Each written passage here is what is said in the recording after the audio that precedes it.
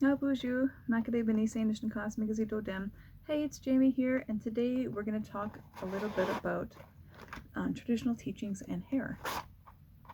So we're going to start off with a smudge. And hope you're having a beautiful day today.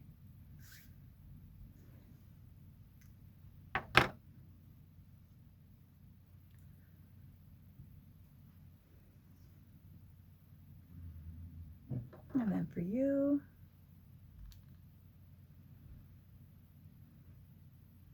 Okay, so traditional teachings and hair. So I will say thank you to a friend who has asked me to do this video today. I said I needed just a little bit of time to sit with it because normally I would ask if you were asking for teachings to come sit with me, let's visit and let's talk about what you're asking about. But right now with the COVID thing, we can't. So here we are. So teachings and hair. So I thought about pipe teachings and the fact that one of the teachings is that sharing, and we're sharing that kindness, and part of that medicine is the medicines from the earth, that kindness we put into the pipe, and that sharing, we share that pipe with everybody. We can't pick who it goes to. If it's a lady's pipe, it goes to anyone who identifies as female, but we can't pick and choose. Even if it was our worst enemy or person who we just really butt heads with, we still share our pipe with them in a kind and gentle way and offer them that opportunity. And that sharing is like the hair on our bodies, like that medicine that grows, the hair of Mother Earth. We have hair on our heads so that we think good things. We have hair right above our eyebrows and our eyelashes so that we see good things. We see the beauty in our world. We have hair on our ears so that we hear good things. There's hair in our mouth. Even though we try and shave it off, it's still there so that we speak the truth. There's hair, all over our bodies, including our genitals, so that we share ourselves in a good and gentle way. Hair on our arms. I have very small, fine hair, so that we embrace in a good and kind way. Hair on our hands so that we do good work with them. Hair on our legs so that they help us on our journey through life. And hair on our feet so that we walk gently on the earth and that our feet take us where we're naturally needed. So hair, whether you be male or female, two-spirit or non-binary, for a lot of people represents beauty, and across many cultures, hair is pretty significant, especially in ours. So how you care for your hair could be a representation or interpreted as how you might care for things in your life, people in your life, how you might show them that kind, gentle love and attention to detail. So when you start adding beads or ribbon, or you start styling your hair differently, that shows that attention, that little bit of pride that you have for you, and it extends naturally to those around you. Then, thinking more about that, our hair carries our teachings. So as we're learning, our hair is constantly growing, and even if we chop it off, it's still growing little bit, little bit, little bit. And teachings that we've picked up well over a year ago, when we have longer hair, that teaching still sits with us in our hair. For some people, when they're having a hard time, they'll braid their hair, they'll brush it out really nice, and then they'll braid it. It's because that braid represents strength. When you have a single strand of hair by itself, it's rather weak. But when you have a braid all together, if you braid your hair, for example, or if you braid sweetgrass, I can pull on this as hard as I want. You can twist it even. And it's not really affecting it at all. And so when you do that to your hair, if you pull one strand, it's like, oh, ow, I felt it. Pull the whole strand, though, you can lead someone around by their hair. It's not really a good way to do it, though. But again, it represents that strength. So thinking about if you're a male or female, two-spirited, non-binary, how you wore your hair sometimes showed, specific things about you. Or maybe you might wear it a specific way for a powwow, for example. I've seen one person do a small braid on the top of their head so that they could clip a roach to it. So it got clipped here and they got clipped at the back of their head so that it would stay on their head while they did their dance. So sometimes hair braided or styled a certain way is out of function. But hair is a huge part of our identity, how we see ourselves with this hair and how others even see us, how they identify us.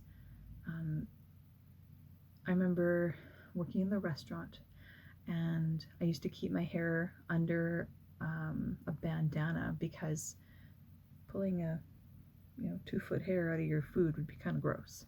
So I used to keep it covered, and I remember I came to work one day with my hair just down, free flowing, and I went into the back, just grabbing my food, doing my thing, and all of a sudden someone's like, "Who the heck is this? Why are you back here grabbing stuff?" And they're like, "Oh, it's you." And so it was like a shock for them to see my hair down because they were so used to seeing me a certain way that that major change apparently really caused a shock. And I'll say the same thing. I saw someone who used to have their hair really long in a braid, and all of a sudden the next day I came in, I'm like, "Who the hell's this guy?" And I look and I'm like, holy cow, they cut off their hair. And it was all gone. I mean, they had nice long braid down to the wood. It was short. But that's okay. Like we come to expect that people in our lives will look a certain way, and it's a shock when they decide to change that, and it's kind of drastic to us. And maybe even more so for them because they wake up and they're like, "Oh yeah, I chopped it off." And that's okay. So thinking about yes, and actually we flirt with our hair. We groom, we preen, we want to look good. Flip our hair, trying to get attention. There's also that. I'm laughing because we've all done it. So it makes me think of now others touching our hair. And when someone else touches our hair, that's actually kind of an intimate act. We might not think of it so much when it's mom, combing, raking through their hair, trying to get it in a ponytail. And we're like, "Ow, ow, it hurts, ow." We're being all whiny. But when you have someone who is kind and gentle and they're just taking their time to gently braid your hair or brush your hair out for you, you can get chills in a good way and a good thing. And when they do it in a kind and gentle way, I don't know, I feel cared for, loved, and just appreciated that someone's just taking their time to really be as gentle as they can. If they catch a little snarl in the hair, they're just trying to be real gentle to get it out for you, to not rip out your hair. Because for a lot of people, hair is like, that's their crown. And like I said, it's a huge part of the identity for yourself and how others see you. So to be invited to be handling someone else's hair is kind of a big deal, because we don't want people touching our hair if we don't know their intentions. And if they're going to be touching our hair, we want them to have good thoughts, because that's something that might sit with us for a long time. Not everyone chops off their hair nowadays. Some people do, some people don't. So if you're following traditional teachings, you might have your hair with you for a long time. Just one of those things. And hair can really show, it's a window into your health, your well-being. And like I said, how you take care of your hair sometimes only goes so far. If you're ill, your hair might become brittle and break off real easily, and therefore thin and get kind of stringy. Um, or you might lose your hair. So, as previously I'd shared, I had recovered from COVID-19.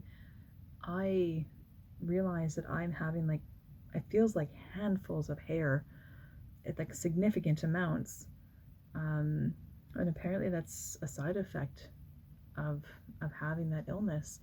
But sometimes there's other illnesses or skin conditions, for example, that cause even more drastic hair loss. Like we're talking like clumps falling out, not with the skin, but just lots of hair falling out.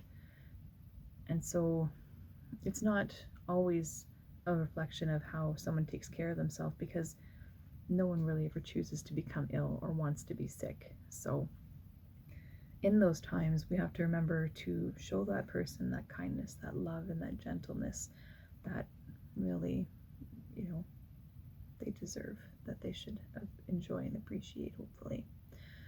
And then talking about a braid. So in traditional culture, we braided our hair, for a number of reasons. Sometimes function, get it out of the hair, get it out of the way, out of our face, I should say. Sometimes for style.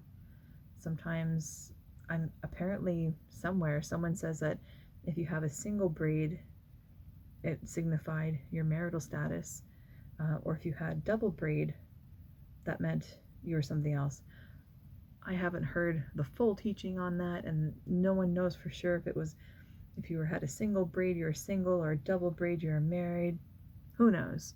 It's unclear. So I think that that's kind of, it's a nice thought, but I don't think it's accurate. An accurate depiction to reference for whether or not your crush is single or available. But when you braid, that the single strand is kind of weak. Putting them all together, much stronger. Like I said, you can lead someone around by the hair. When we braid, we use 3 strands, and that could represent the mind, the body, and the spirit. And you got to put all of them together to be able to walk through that road of life.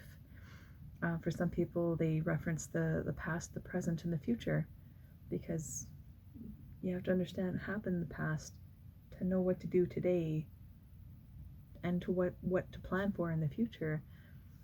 Some people, it references yesterday, today, and tomorrow. So every day is a new day. That's why they call the past the past.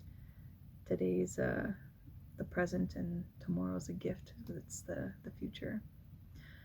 I've heard the reference of the good, yourself, and the bad, and that to walk that road of life, you put all 3 together.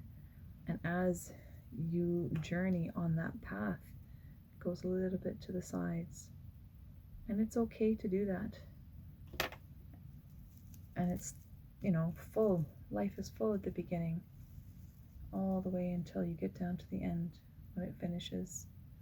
Just like in real life, you come into this life and you're surrounded by people usually. You walk that journey, you walk that path, and there's different people come and different people go. And that's okay until you finally go to the end and you go off on your own to the next phase of life. So you walk that spirit world.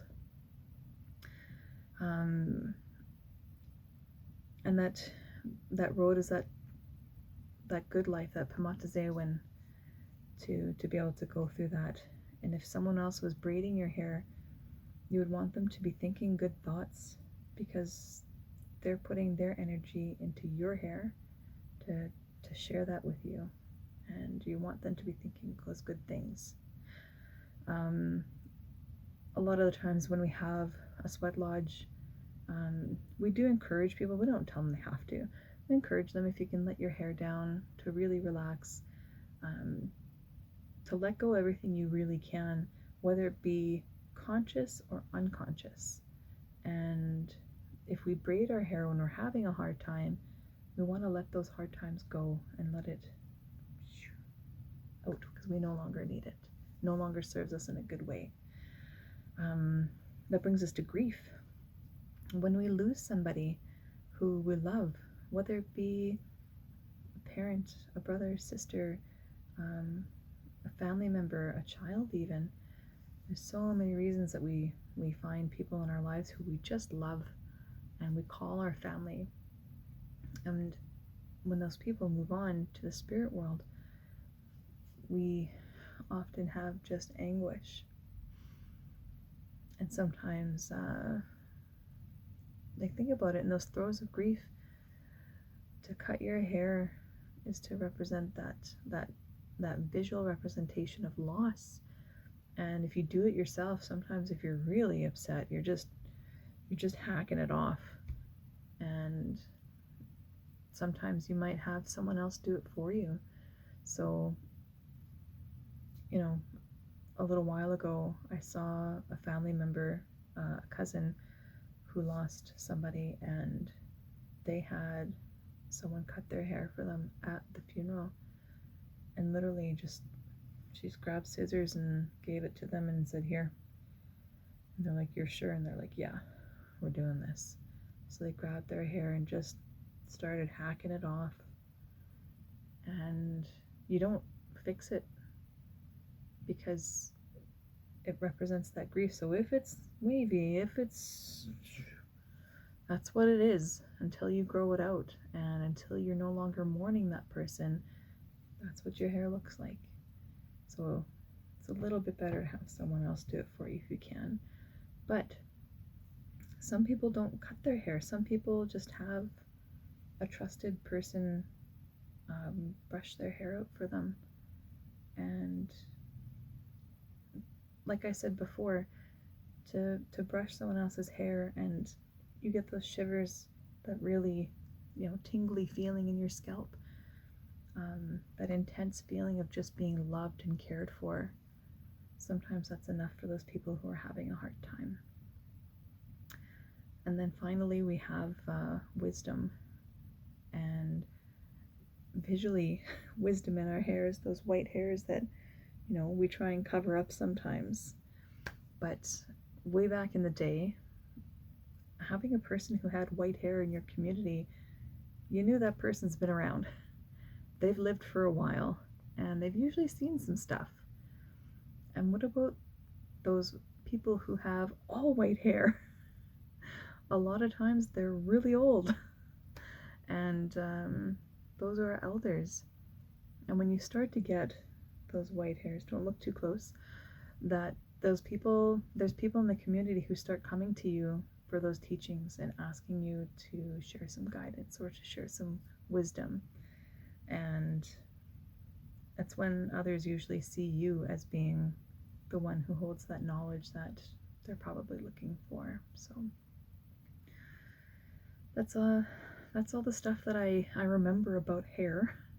So if you made it to the end here, I want to say thank you very much for taking the time to sit with me, even if it's through video like this. I really look forward to a day when we have the chance to sit together and maybe even, spend some time brushing hair together. Yeah, that's all I'll say for now. Chimigwech. See you again.